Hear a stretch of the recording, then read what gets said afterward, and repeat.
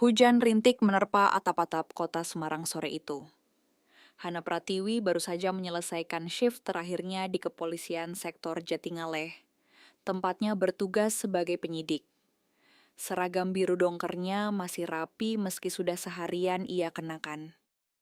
Langkahnya tergesa menuju parkiran, ingin segera pulang dan beristirahat setelah hari yang melelahkan.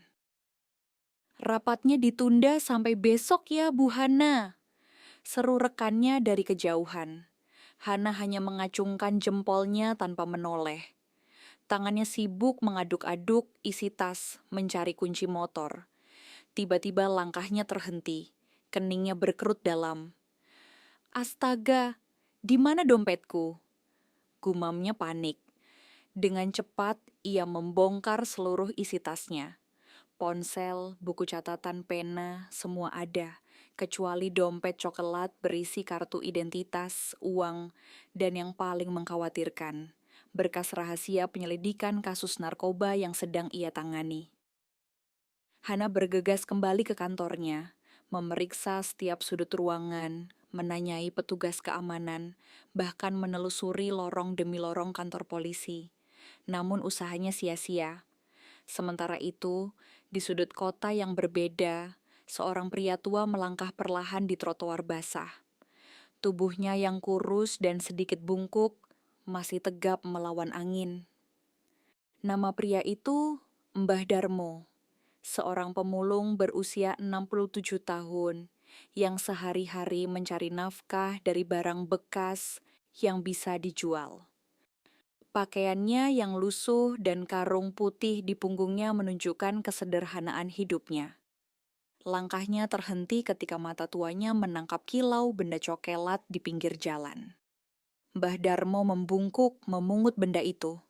Dompet, ia bergumam pada dirinya sendiri. Dengan jari-jarinya yang kasar, ia membuka dompet tersebut perlahan. Di dalamnya terdapat kartu identitas seorang polisi wanita. Hana Pratiwi. Ia mengeja nama pada kartu tersebut. Selain itu, ada beberapa lembar uang dan berkas yang terlihat penting. Tanpa pikir panjang, Mbah Darmo menyelipkan dompet itu ke saku bajunya yang berlapis. Meski hari sudah semakin sore dan perut lapar, ia memutuskan untuk langsung menuju kantor polisi terdekat. Kejujuran adalah satu-satunya harta berharga yang masih tersisa dari hidupnya yang penuh liku. Di kantor polisi, Hana duduk gelisah di kursinya. Pikiran tentang konsekuensi kehilangan dokumen rahasia membuat kepalanya berdenyut. Bu Hana, panggil petugas piket dari arah pintu. Ada seorang bapak tua mencari ibu. Katanya menemukan barang milik ibu. Hana bergegas menuju lobi. Di sana berdiri seorang pria tua dengan pakaian lusuh. Di tangannya tergenggam dompet yang sangat ia kenali. Permisi, Mbak. Apa ini milik Mbak? Tanya Mbah Darmo sambil mengelurkan dompet tersebut. Hana terpaku, rasa lega dan haru bercampur dalam dadanya. Iya, Mbah. Ini dompet saya. Ya Allah, terima kasih banyak. Dengan tangan gemetar, Hana menerima dompet itu dan segera memeriksa isinya. Semua masih utuh, kartu identitas, uang, dan terutama berkas rahasia. Mbah menemukannya di mana? Tanya Hana. Di pinggir jalan dekat lampu merah Tugu Muda, Mbak. Saya pikir pemiliknya pasti sedang kebingungan. Hana menatap pria tua itu lekat-lekat. Di balik wajahnya yang keriput dan kulit yang terbakar matahari, terpancar sorot mata yang jernih dan penuh kebijaksanaan. Entah mengapa ada sesuatu yang menarik dari pria sederhana ini. Mbah, terima kasih sekali. Kalau dompet ini hilang, saya bisa kena masalah besar, ucap Hana tulus. Boleh saya tahu nama Mbah? Darmo, Mbak. Panggil saja Mbah Darmo. Mbah Darmo, saya Hana. Izinkan saya membalas kebaikan Mbah. Bagaimana kalau saya traktir makan malam? Mbah Darmo menggeleng pelan. Tidak perlu, Mbak. Sudah kewajiban saya mengembalikan barang yang bukan milik saya. Hana bersikeras. Saya mohon Mbah, Anggap saja saya ingin berkenalan lebih jauh. Saya sangat terkesan dengan kejujuran Mbah. Akhirnya setelah bujukan beberapa kali, Mbah Darmo setuju. Mereka pergi ke warung sederhana di dekat kantor polisi.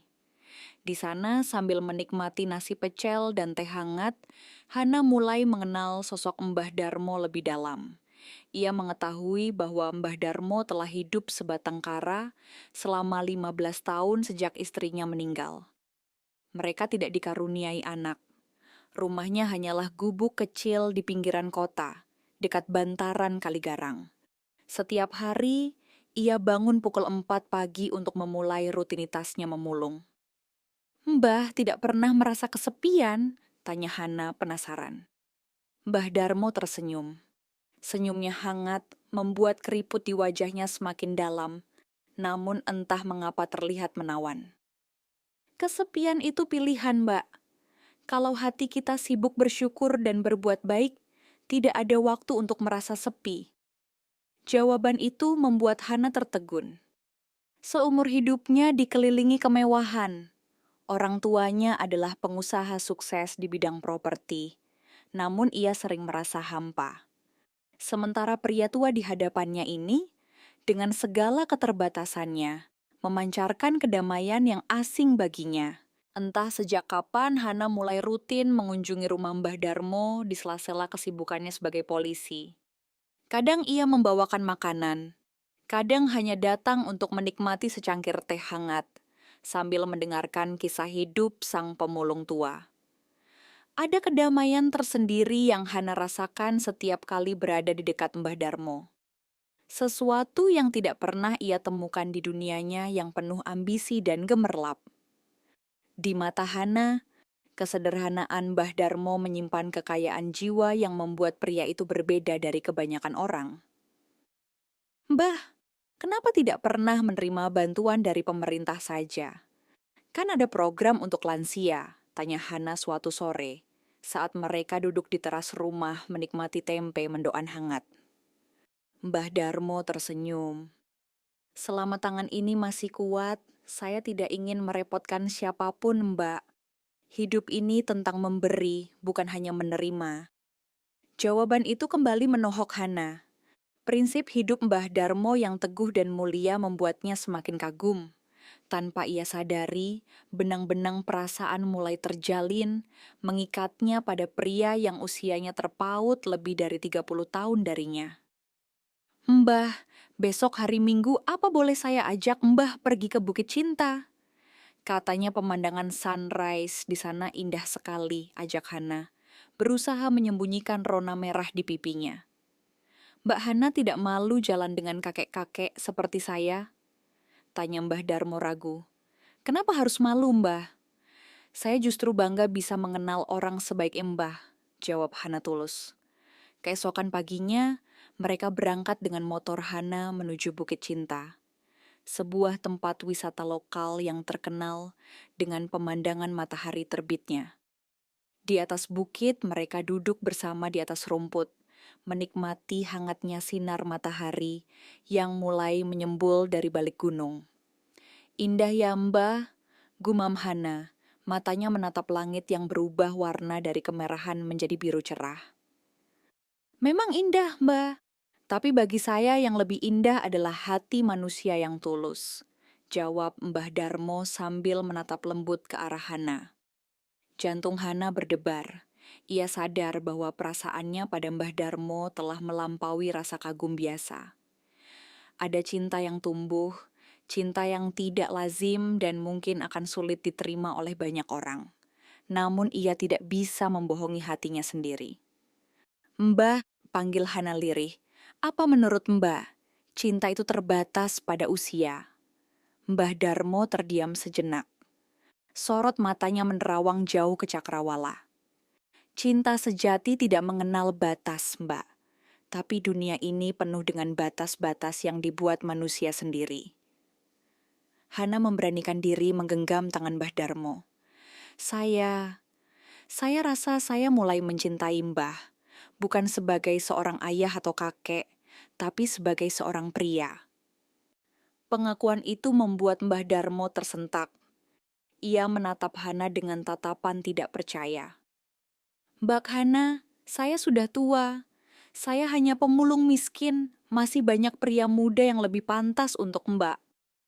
Tapi hati saya memilih Mbah, jawab Hana tegas. Dan saya tidak peduli dengan perbedaan usia atau status sosial kita. Mbah Darmo terharu. Tak pernah terbayangkan di usianya yang senja, ia akan menerima cinta dari seorang wanita muda yang cantik dan berpendidikan. Namun ada kekhawatiran besar yang menghantuinya. Mbak Hana harus pikirkan masa depan. Bagaimana dengan keluarga Mbak? Bagaimana dengan karir Mbak sebagai polisi? Tanyanya dengan nada cemas. Saya sudah memikirkan semuanya Mbah, dan saya siap menghadapi konsekuensinya. Sejak hari itu hubungan mereka berubah. Dari sekadar persahabatan antara polisi dan pemulung, menjadi kisah cinta yang diam-diam mereka rajut di antara keterbatasan dan perbedaan. Setiap kesempatan yang ada, Hana selalu menyempatkan diri mengunjungi Mbah Darmo. Mereka berbagi cerita, tawa, bahkan air mata.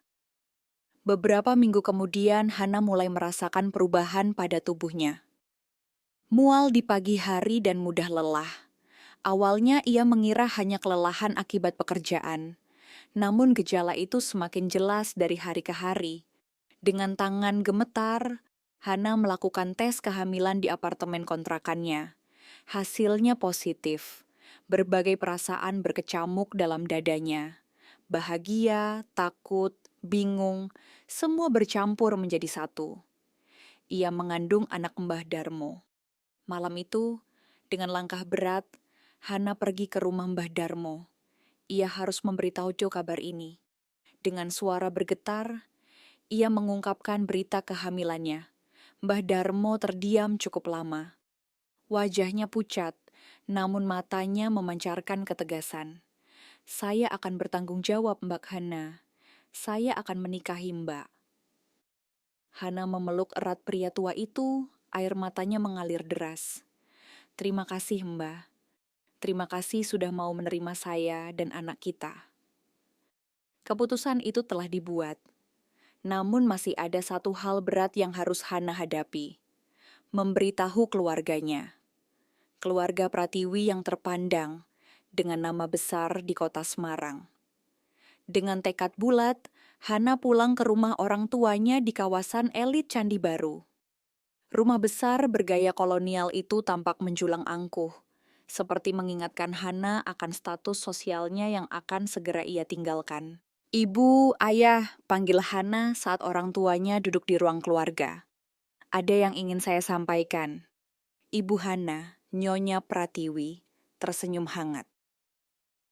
Ada apa, sayang? Tumben sekali pulang tanpa memberitahu dulu. Hana menarik napas dalam-dalam. Saya hamil. Ruangan itu mendadak hening. Nyonya Pratiwi membeku, sementara Tuan Pratiwi yang sedang membaca koran perlahan menurunkan bacaannya. Siapa ayahnya? Tanya Tuan Pratiwi dengan suara rendah dan menahan amarah. Namanya Mbah Darmo. Dia seorang pemulung yang apa? Tuan Pratiwi menggebrak meja.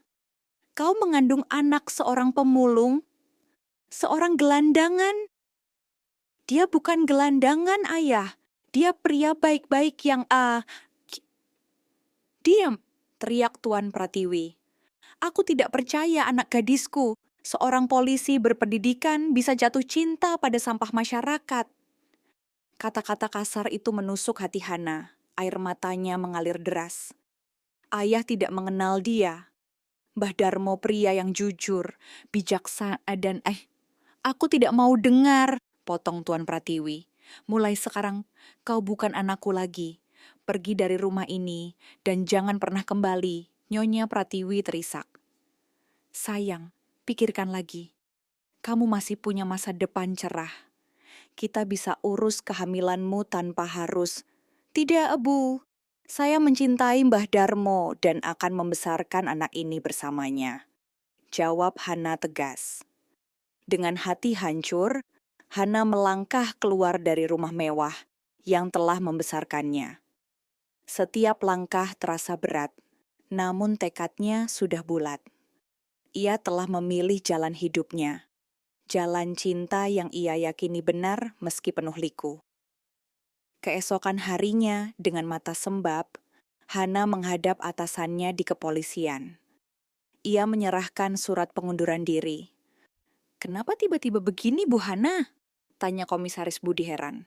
"Anda salah satu penyidik terbaik yang kami miliki." "Saya harus memilih jalan hidup yang berbeda, Pak," jawab Hana. "Terima kasih atas kesempatan yang telah diberikan kepada saya selama ini." Dengan berat hati, komisaris menerima pengunduran dirinya.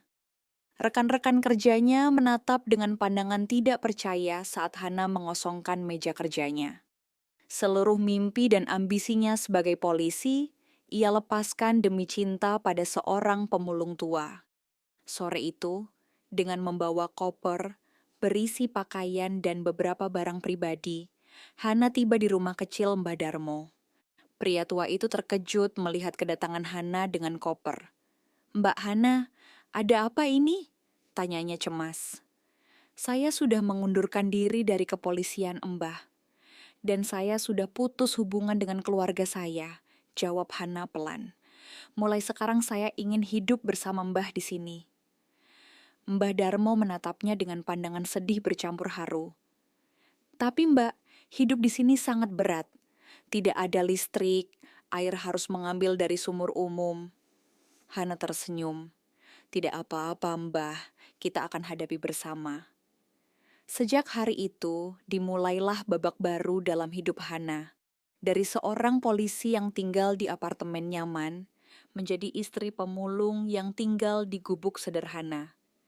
Ia belajar memasak dengan tungku kayu, mencuci pakaian di sungai, dan hidup dalam keterbatasan.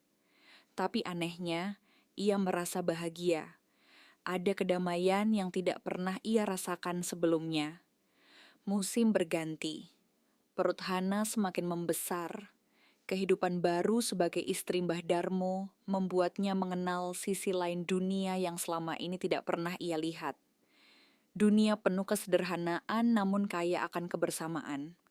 Penduduk kampung perlahan mulai menerima kehadiran Hana. Awalnya mereka memang heran dan sinis.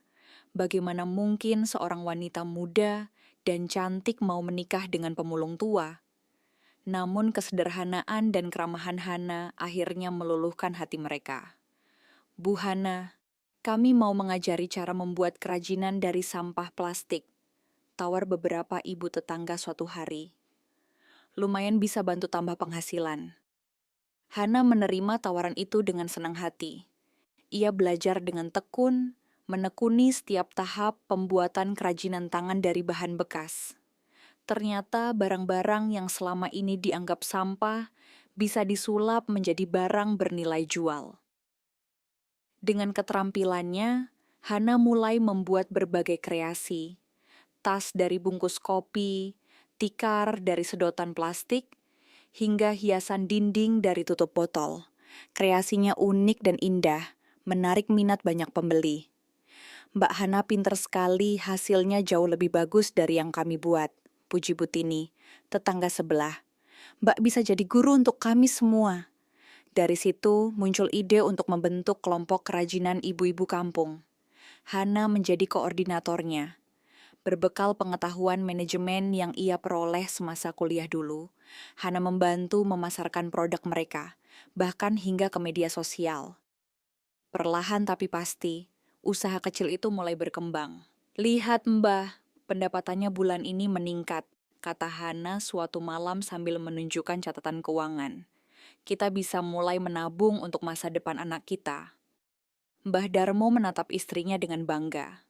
Ia tidak pernah membayangkan di usia senjanya akan mendapatkan keberkahan sebesar ini. Hana telah membawa perubahan bukan hanya untuk hidupnya, tapi juga untuk lingkungan sekitar mereka. Suatu pagi, ketika Hana sedang menjemur pakaian di halaman belakang, tiba-tiba ia merasakan kontraksi hebat pada perutnya. Waktunya telah tiba. Dengan bantuan tetangga, Hana segera dibawa ke puskesmas terdekat. Mbah Darmo menunggu dengan cemas di luar ruang bersalin. Jari-jarinya tak henti menggerakkan tasbih, berdoa untuk keselamatan istri dan anaknya. Setelah perjuangan yang melelahkan, tangisan bayi pun terdengar. Seorang bayi perempuan mungil hadir di dunia, membawa kebahagiaan tak terkira bagi pasangan beda usia itu. Mereka menamainya Siti Rahimah, pembawa rahmat. Dia cantik seperti ibunya, bisik Mbah Darmo saat menggendong putri kecilnya untuk pertama kali. Air mata haru mengalir di pipinya yang keriput. Hana tersenyum lemah, dan pasti bijaksana seperti ayahnya. Kehadiran Rahimah melengkapi kebahagiaan keluarga kecil mereka. Meski hidup dalam kesederhanaan, tidak ada kekurangan kasih sayang untuk si kecil. Para tetangga pun turut menyayangi Rahimah, menganggapnya seperti anak mereka sendiri.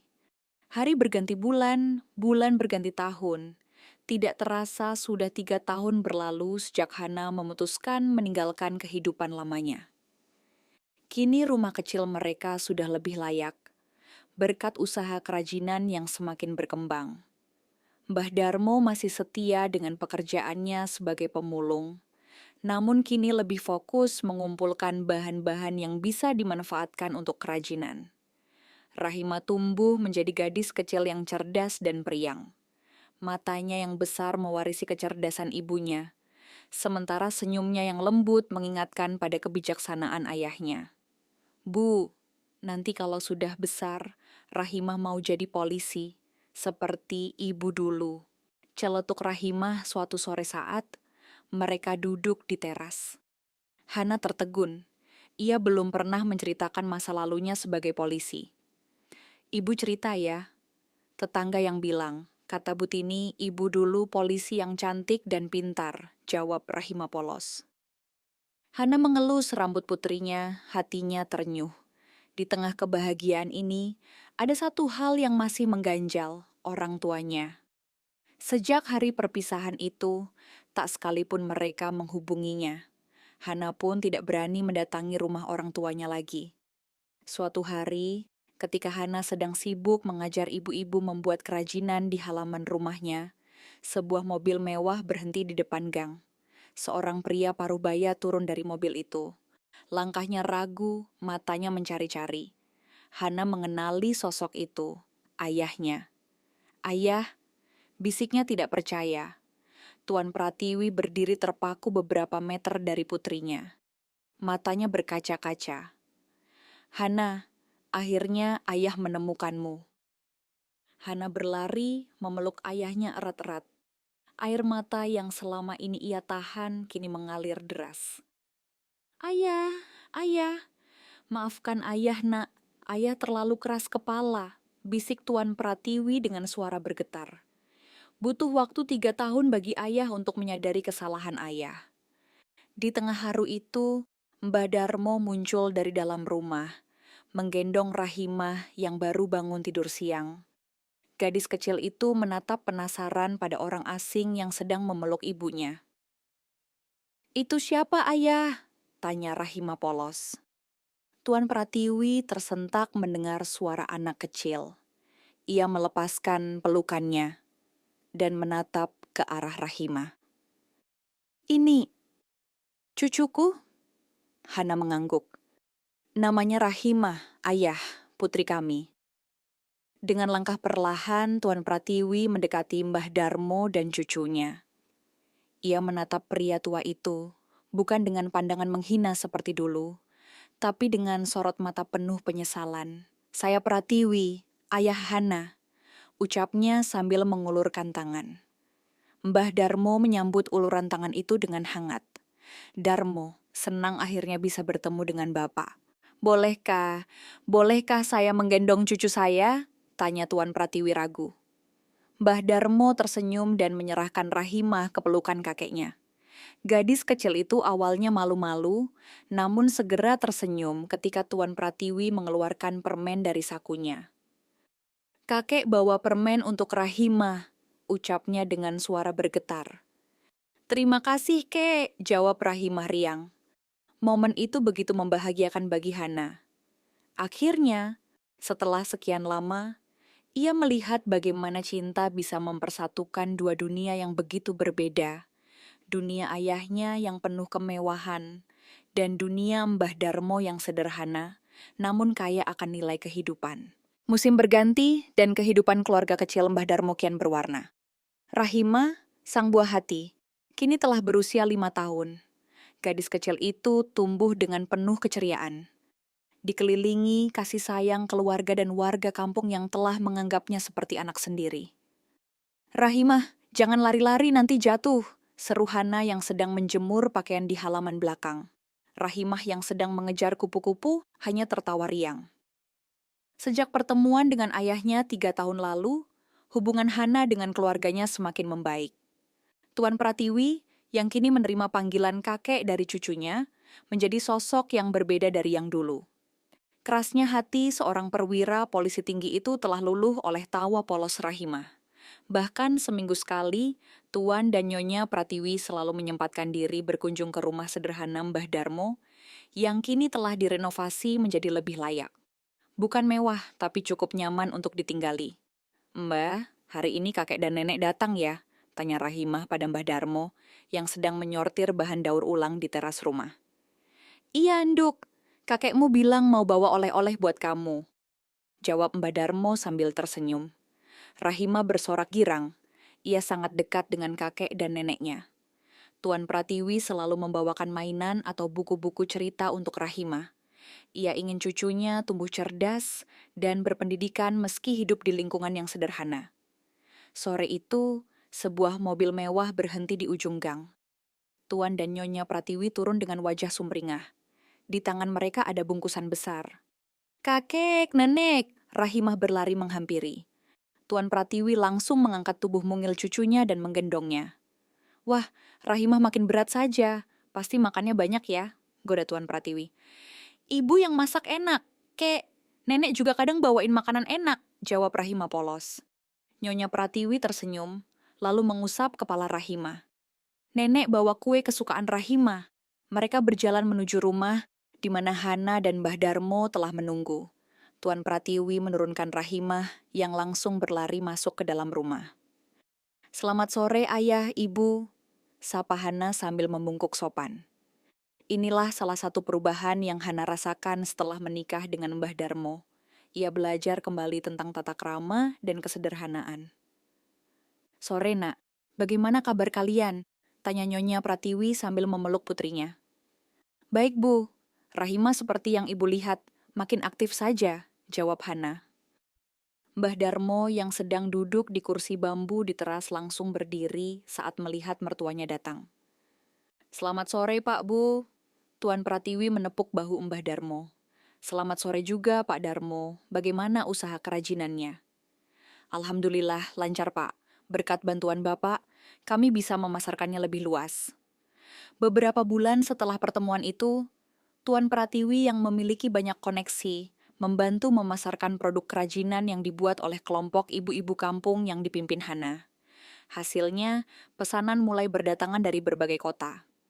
Bahkan ada beberapa pengusaha muda yang tertarik menjalin kerjasama. Mereka masuk ke dalam rumah. Hana menyajikan teh hangat dan singkong rebus. Sederhana tapi penuh kehangatan. Hana, sebenarnya ada hal penting yang ingin ayah bicarakan, kata Tuan Pratiwi setelah mereka semua duduk. Hana menatap ayahnya dengan tatapan bertanya. Rahima sebentar lagi akan masuk sekolah dasar, bukan? Tanya Tuan Pratiwi. Hana mengangguk. Iya, ayah, tahun depan. Ayah ingin Rahimah mendapatkan pendidikan terbaik. Ayah sudah mencari sekolah yang bagus di kota, kata Tuan Pratiwi. Hana dan Mbah Darmo saling pandang. Mereka tahu bahwa pendidikan adalah hal penting, tapi mereka juga tahu bahwa biaya sekolah yang bagus di kota sangatlah mahal. Ayah tahu apa yang kalian pikirkan, lanjut Tuan Pratiwi, seolah bisa membaca pikiran mereka. Ayah yang akan menanggung semua biayanya. Anggap saja ini hadiah untuk cucu ayah. Hana menatap ayahnya dengan mata berkaca-kaca. Terima kasih ayah, tapi kami tidak ingin merepotkan. Tidak ada yang merepotkan nak. Ayah sudah berjanji pada diri sendiri untuk menebus kesalahan masa lalu. Ini adalah hak Rahima sebagai cucu ayah. Malam itu, setelah Tuan dan Nyonya Pratiwi pulang, Hana dan Mbah Darmo berdiskusi tentang tawaran itu. "Bagaimana menurut Mbah?" tanya Hana pada suaminya. Mbah Darmo menghela napas. "Pendidikan memang penting, Bu. Saya tidak ingin Rahima seperti saya yang hanya bisa menjadi pemulung karena tidak berpendidikan. Tapi jarak sekolah di kota cukup jauh. Kalau Rahimah sekolah di sana, berarti kita harus mengantar jemput setiap hari." Mbah Darmo terdiam sejenak. "Bagaimana kalau kita pindah ke kota? Mungkin bisa mencari rumah kontrakan yang dekat dengan sekolah Rahimah." Hana tertegun. "Mbah serius? Lalu bagaimana dengan usaha kerajinan di sini? Kita bisa tetap menjalankannya. Bu Hana bisa sesekali datang ke sini untuk mengontrol. Atau kita bisa berikan tanggung jawab kepada Bu Tini. Dia sudah cukup berpengalaman." Hana mengangguk pelan. Memang keputusan ini berat. Tapi demi masa depan Rahimah, mereka harus berani mengambil langkah. Beberapa minggu kemudian, dengan bantuan Tuan Pratiwi, keluarga kecil itu menemukan rumah kontrakan sederhana di pinggiran kota. Tidak terlalu jauh dari sekolah yang direkomendasikan untuk Rahimah, dan juga dekat dengan pasar tempat Mbah Darmo bisa menjual barang-barang bekas. Hari kepindahan tiba. Seluruh warga kampung berkumpul untuk mengucapkan selamat tinggal. Ada kesedihan di wajah mereka, terutama para ibu anggota kelompok kerajinan. "Bu Hana, kami akan merindukan ibu," kata Bu Tini sambil memeluk Hana. Hana tersenyum. "Saya juga akan merindukan kalian semua, tapi saya janji akan sering kembali ke sini. Kelompok kerajinan harus tetap berjalan." Mbah Darmo juga mendapat pelukan dari para tetangga. Mereka telah menjadi keluarga besar selama bertahun-tahun. "Jaga diri baik-baik di kota, Mbah," pesan salah satu tetangga. "Iya, insya Allah, doakan kami ya," jawab Mbah Darmo. Rahimah yang masih kecil tampak bersemangat dengan petualangan barunya. Ia tidak sepenuhnya mengerti mengapa mereka harus pindah, tapi rasa penasarannya membuat ia tidak merasa sedih. Dengan bantuan beberapa tetangga, barang-barang sederhana milik keluarga kecil itu dimuat ke dalam mobil pick-up yang disewa oleh Tuan Pratiwi. Tidak banyak yang mereka bawa, hanya pakaian, peralatan masak, dan beberapa perabot kecil. "Sudah siap?" tanya Hana pada Mbah Darmo dan Rahima. Mbah Darmo mengangguk. "Sudah, Bu." "Siap, Bu," seru Rahima antusias. Mereka naik ke dalam mobil. Hana melambaikan tangan pada para tetangga yang masih berkumpul di depan rumah mereka.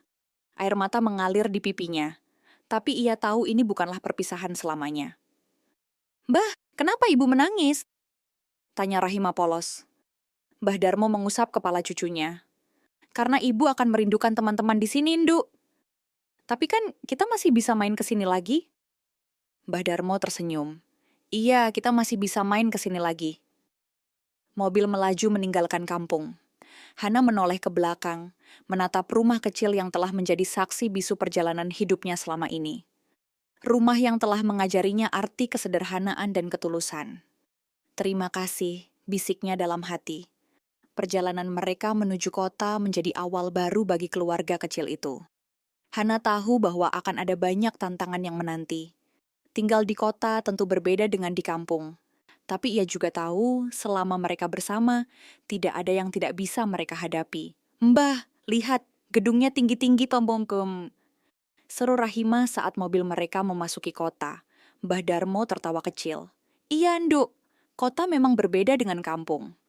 Hana menatap suaminya yang sudah mulai beruban. Ada kerutan di wajahnya, tapi matanya masih memancarkan kebijaksanaan dan ketulusan yang sama seperti saat pertama kali mereka bertemu. "Mbah tidak khawatir tinggal di kota?" tanya Hana. Mbah Darmo menggeleng. "Tidak, Bu. Selama kita bersama dimanapun kita tinggal, di situ adalah rumah." Hana tersenyum. Itulah yang ia cintai dari Mbah Darmo. Kebijaksanaan dan ketulusannya yang tidak pernah berubah. Mobil mereka berhenti di depan sebuah rumah sederhana di pinggiran kota. Tidak sebesar rumah orang tua Hana, tapi cukup nyaman untuk mereka bertiga. "Ini rumah baru kita?" tanya Rahima. "Iya, Nduk. Mulai sekarang kita akan tinggal di sini," jawab Mbah Darmo. Mereka turun dari mobil. Rahima berlari masuk ke dalam rumah, ingin segera menjelajahi setiap sudutnya.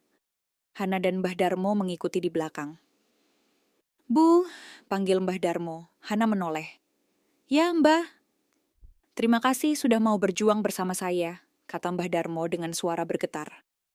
Hana menggenggam tangan suaminya. "Mbah, justru saya yang harus berterima kasih. Mbah telah mengajarkan saya arti kesederhanaan dan ketulusan. Saya tidak pernah menyesal dengan keputusan saya." Mereka berpelukan di depan rumah baru mereka. Rumah yang akan menjadi saksi baru perjalanan hidup keluarga kecil itu. Rumah yang akan menjadi tempat Rahimah tumbuh besar dan mengejar impiannya. "Ayah, Ibu, ayo masuk!" seru Rahimah dari dalam rumah. Hana dan Mbah Darmo tertawa. Mereka masuk ke dalam rumah, siap menghadapi lembaran baru dalam hidup mereka. Dengan cinta dan ketulusan sebagai pondasi, mereka yakin bahwa kebahagiaan sejati akan selalu menyertai mereka. Karena seperti kata Mbah Darmo, dimanapun mereka tinggal, selama bersama, disitulah rumah mereka.